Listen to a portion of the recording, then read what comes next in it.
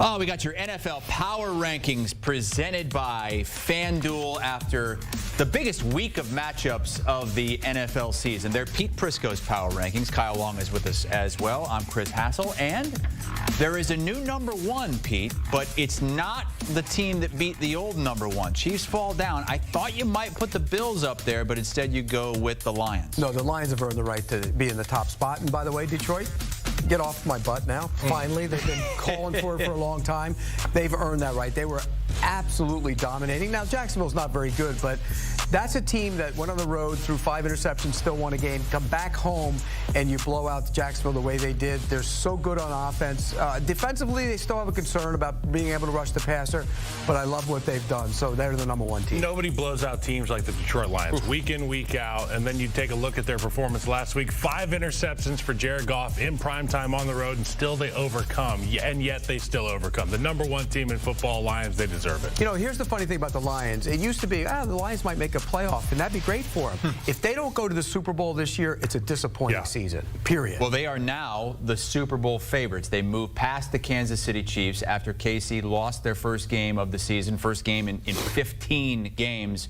Are the Lions, in your mind right now, Pete, because they're in the NFC, are they the Super Bowl favorites in your mind as well? Absolutely. Absolutely. And I think, you know, there's going to be challenges to them. I think the Packers will still challenge them in their own division and for the Super Bowl. But right now, if you ask me right now, they are the favorite. If they had Aiden Hutchinson, it'd be a no-brainer they're the favorite. But I still am one of those guys that's concerned about their pass rush. Yeah, I love the Lions, and I've said it the entire season, and I got out ahead of myself a little bit, and then Aiden got hurt, and then things got cloudy. But this team just continues to show up and win. I think they are the favorites for the Super Bowl, and they are a team that can adjust to any type of battle. And we talk about it day in, day out on Pushing the Pile. This is a group that's built inside out. When I said inside out, I say they have invested in that offensive line. The front can dominate. They can protect Jared Goff, who's been spectacular. They can run the football with their stable of running backs. They've got guys on the outside you can count on. What's not to love with the Lions? Obviously, Pete wants to see more pass rush, but I do like the Lions. Back-to-back home games of 50-plus points. Jared Goff there with games of 140-plus passer rating in a season. He's already at 4. And 3 of those guys on this list at 4 won the MVP award. Brock Purdy was pretty close last season. The Lions used to be the team that held Thanksgiving back. We're going to be looking ahead to Thanksgiving. Thank God for the Lions because of what's going on with the Cowboys. Lions have won an NFL best 8 straight. At number 2 now is the team that ended that 15-game winning streak by the Kansas City Chiefs. It's the Buffalo Bills. They actually play the Lions in a few weeks in what could be a potential Super Bowl preview, Pete. That's December the 15th on CBS. Look, they were your preseason pick to win the Super Bowl, and they looked like a Super Bowl team this past weekend. They really did. And you know what? We know Josh Allen can do his thing. And what doesn't get enough credit is what's happening on the defensive side of the ball. And Sean McDermott, you know, he's made his way on defense, but he gave the defensive play calling to Bobby Babbage this year. Bobby Babbage is a young coach, but his father was a coach in the league for a long time, and he gave it to him. And that's respect. And Bobby Babbage has done a really good job with the defense. Brandon Beane has done a great job of filling in the holes on the roster. And you look at this team, you're finally getting Von Miller going again. Remember, he missed time. That was important. Greg Russo's playing great at defensive end. The cornerback position never gets the credit it deserves on that roster. Rasul Douglas, Christian Benford, Taron Johnson, that might be as good a trio as there is in the league, and they don't get to do for it. So I think the defense is something we should focus on. We're going to focus on Josh Allen and the offense, but the defense doesn't get enough attention. Yeah, and I think you have to also pay attention to the fact that that wasn't the full arsenal of the Buffalo Bills we saw on display in that 4:25 window against the Chiefs. And yeah, we saw Josh Allen. Yes, McDermott's got that defense right, but that team still has guys that are getting back from injury. We've got skill players that weren't out there for the Buffalo Bills. The right tackle position was a question mark going into last week's battle. And I think all that just means one thing. They are on a collision course with the Detroit Lions at this point. Unless the Chiefs can get really healthy and get all their guys back and start looking like themselves, man, oh man, the Bills proved to me a lot this past week. Think about it. The Bills have played one game, with Amari Cooper, Keon Coleman, and Dalton Kincaid. One. And once they all get back going, that's going to be a really dynamic offense because the offensive line is good. Spencer Brown, you mentioned, didn't play at right tackle. He pulls, they run the ball, they can power. They can do so many different things. And Joe Brady has done a great job with Josh Allen taking the mistakes away from him. He's limiting the mistakes. He's kind of harnessed them into being a guy that can go to the check down and throw the check down, which in the past he hadn't done. Yeah, and they didn't even run block very well. They didn't get that kind of production from their running back room, but Josh Allen sat back there behind a clean pocket. You talked about that offensive line. They did a great job in pass protection. It allows Josh to get through his progressions, but even more importantly, he can take off and run. He can see the things progress. It opens up, and he just takes off. Good time for a bye week? Great time. It's always a good time for a bye week. Is it? Sometimes teams will say, you know, if they're rolling, that they want to keep going. But this time of the year, they know who they are in Buffalo. They needed the little bye week will be nice. Okay, bye week for Buffalo, and let's move down into the teams now. A team that we thought might, you know, be playing Buffalo in the Super Bowl, but a team right now that is not even favored to go to the postseason, and that would be at number 15. The San Francisco 49ers, down 4 spots after a loss at home to the Seahawks. They're plus 200 to make the playoffs. Bosa and Purdy on the injury report this week. And Pete, maybe the biggest hurdle is the schedule that they have coming up. Yeah, it's brutal. It really is. And it starts this week with Green Bay. Then they have Buffalo. I mean, they close out. They have Arizona the final week of the season. It's at Arizona, who already beat them. It's a tough, brutal schedule.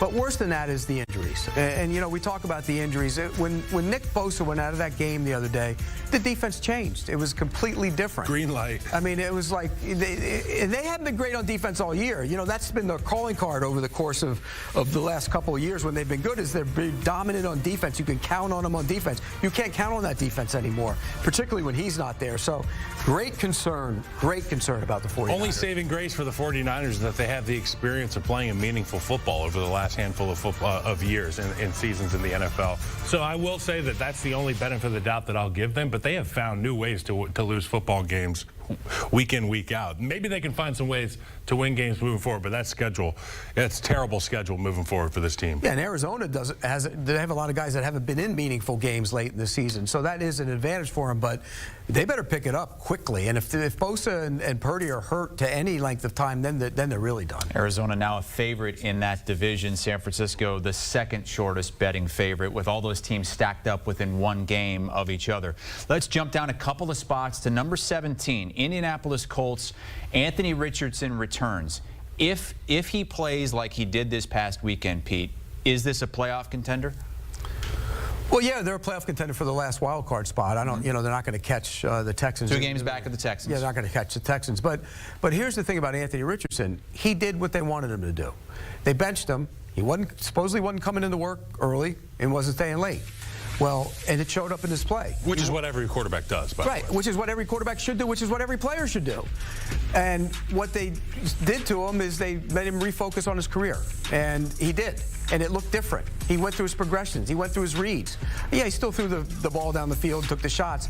But this was a different quarterback, and it showed up in a big way. So sitting him down, normally I would say sitting a quarterback down is not a good thing for his development. But there were off-the-field things supposedly that he wasn't putting in the work. It worked, and I like what they did. I like what I saw from him. Now stack some games. That's what he has to do, is stack a few of those. That's exactly right. I mean, these are Cam Newton-like numbers. And last time I checked, Cam Newton was one of the most dominant players in the history of the NFL. So if Anthony Richardson can stretch together a bunch of games like that, yeah, sure, great, they'll compete. But that's what remains to be seen. Will he rest on his laurels after a good week? Will he come back out, match that, even have more production next game? Who knows? He's still a young guy, but that was a great job by Anthony Richardson. If Steichen has that kind of production from his quarterback, yes, they can be dangerous. They have the Lions this week, so not going to be easy to stack a game on top of another one. We talked about that matchup earlier. It could be an interesting one. Yeah, line 7.5. Let's move on into the 20s, where we find a team that's won 2 straight games, the Miami Dolphins, at number 21. But Pete, you have them dropping